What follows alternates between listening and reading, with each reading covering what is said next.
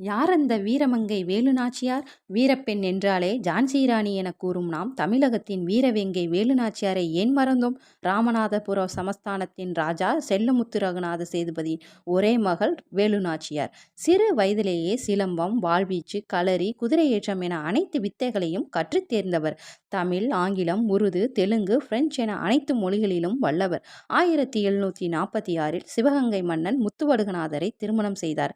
இவர்களுக்கு வெள்ளச்சி நாச்சியார் எனும் ஒரு பெண் குழந்தை பிறந்தது. ஆங்கிலேயர் மற்றும் ஆற்காடு நவாப்பின் சூழ்ச்சியால் காளையார் கோவிலில் முத்துவடுகநாதர் சுட்டுக் கொல்லப்பட்டார். அதற்கு பின்னர் தனது கை குழந்தையுடன் விருப்பாட்சி மன்னர் கோபால் நாயக்கரின் உதவியுடன் 8 வருடங்களாக காட்டிற்குள் வசித்து வந்தார். சரியான நேரத்தில் 8 வருடங்களுக்கு பிறகு மருது சகோதரர்கள் விருப்பாட்சி மன்னர் கோபால் நாயக்கர் மற்றும் ஹைதர் அலியின் உதவியுடன் பெண்களின் படையுடன் சேர்த்துக்கொண்டு சிவகங்கையை கைப்பற்றினார் ராணி வேலுநாச்சியார். இன்றும் ஆங்கிலேயரின் வரலாற்றில் வேலுநாச்சியார் ஒரு சிம்ம சொப்பனம்.